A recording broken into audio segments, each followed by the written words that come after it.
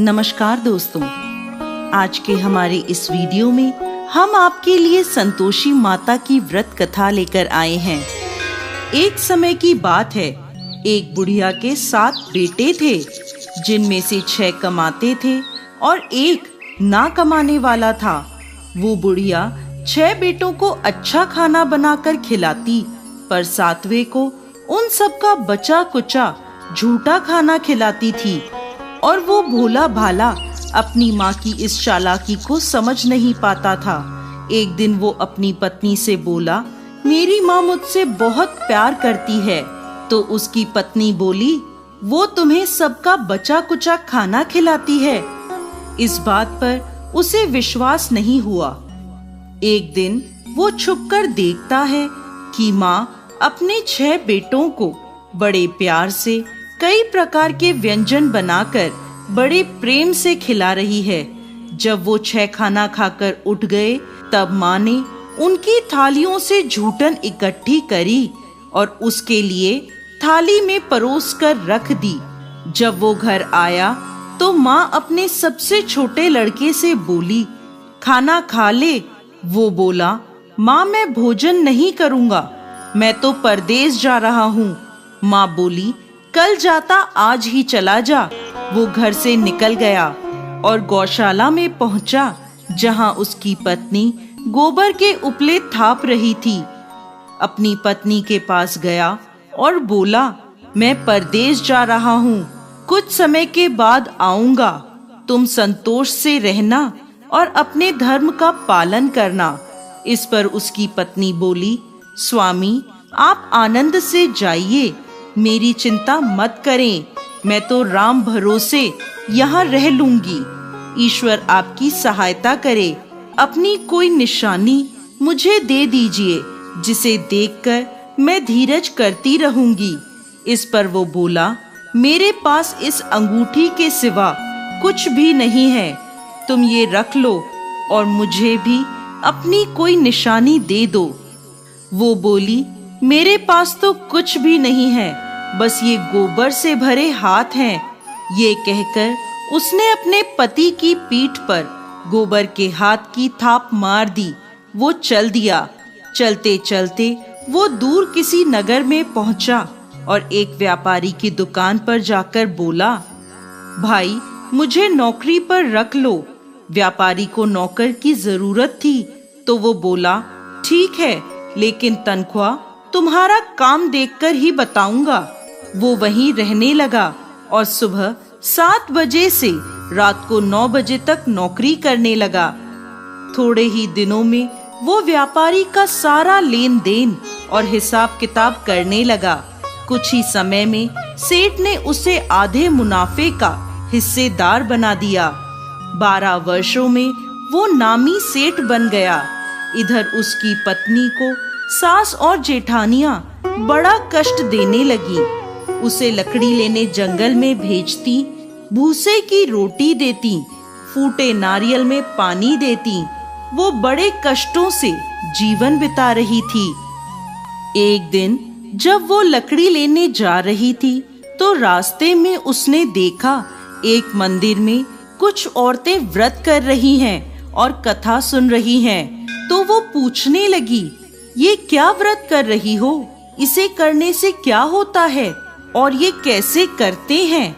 तब एक स्त्री बोली, ये संतोषी माता का व्रत है, इसे करने से मनवांछित फल प्राप्त होता है और गरीबी, मन की चिंताएं, मुकदमे, कलह, रोग आदि सब नष्ट होते हैं।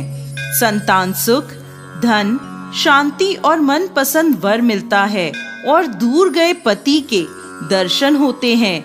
उन्होंने उसे व्रत की विधि बता दी। उसने रास्ते में सारी लकड़ियां बेच दी और उन पैसों से गुड़ और चना खरीद लिया और व्रत की तैयारी कर संतोषी माता के मंदिर में पहुंची और माता से दुखी होकर विनती करने लगी, माँ मैं अज्ञानी हूँ और बहुत दुखी हूँ, मैं आपकी शरण में हूँ, मेरा दुख दूर करो माँ। अब वो हर शुक्रवार ऐसा ही करती।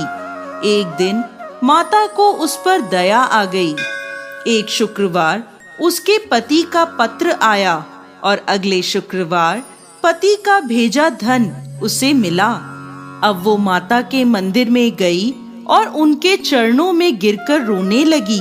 बोली, माँ, मैंने पैसे कब मांगे थे? मुझे तो अपना सुहाग चाहिए। मैं तो अपने स्वामी के दर्शन और सेवा करना मांगती हूँ। तब संतोषी माता ने प्रसन्न होकर कहा, जा बेटा, तेरा पति जल्द ही आएगा।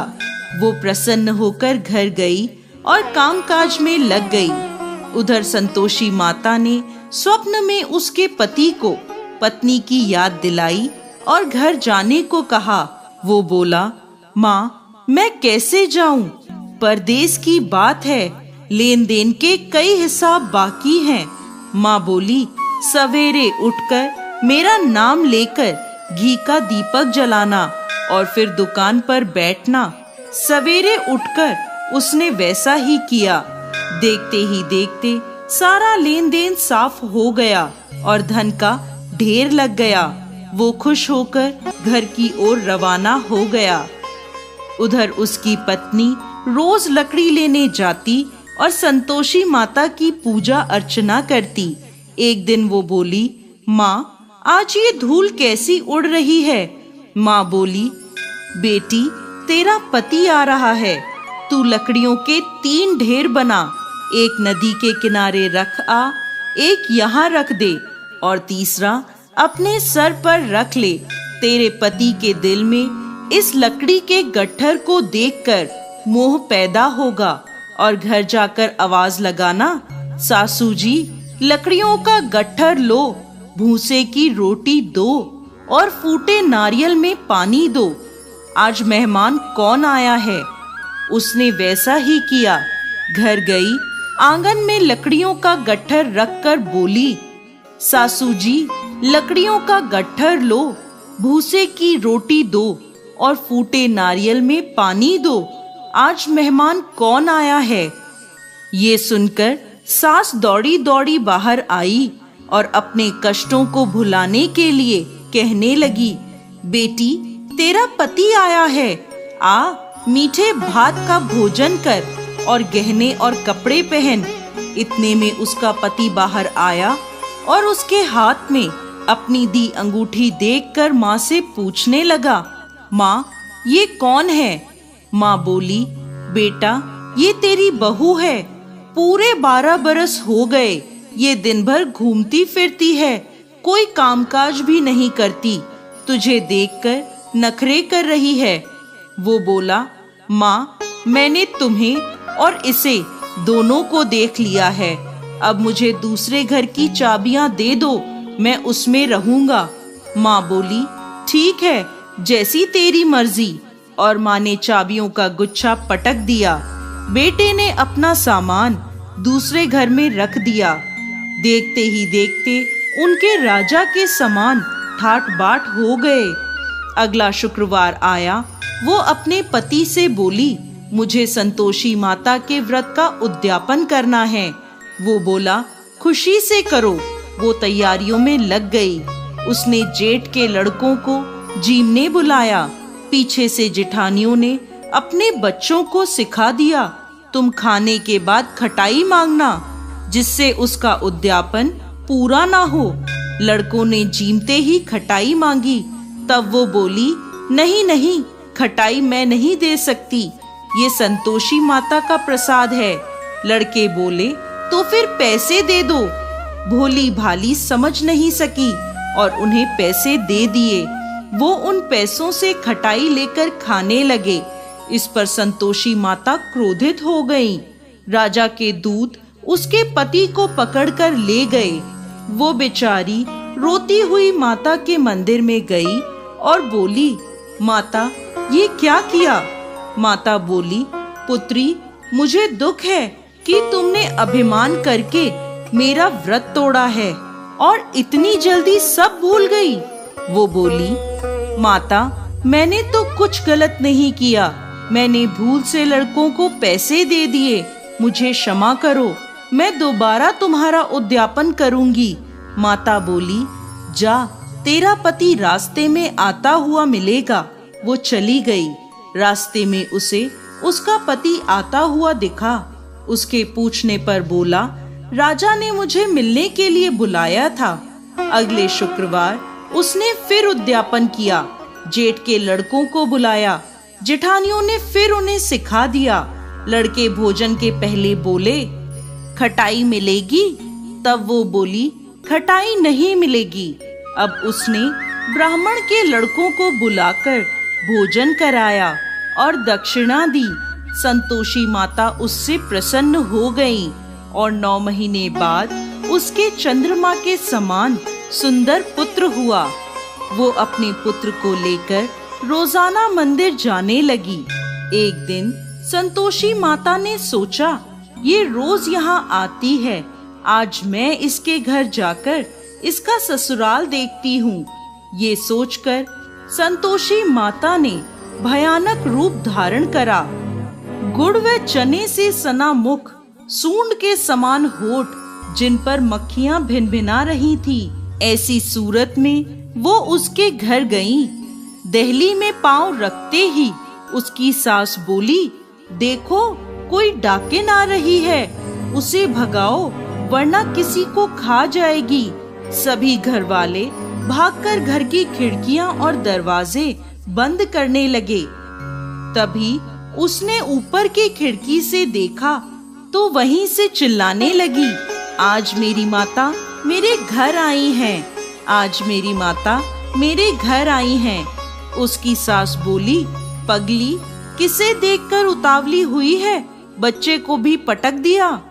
बहू बोली, माता जी, मैं जिन संतोषी माता का व्रत करती हूँ, ये वो माता हैं। ऐसा कहकर उसने सारी खिड़कियां और दरवाजे खोल दिए।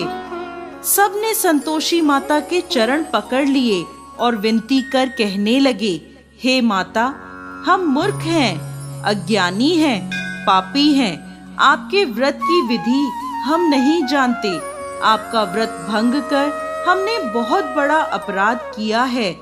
हे जगत माता, हमारा अपराध क्षमा करें। माता बहुत खुश हुई। हे संतोषी माता, जिस प्रकार आपने बहू को फल दिया, वैसा ही इस कहानी को कहते, सुनते और हुंकार भरते सबको देना। दोस्तों, संतोषी माता को संतोष, सुख, शांति और वैभव की माता के रूप में पूजा जाता है।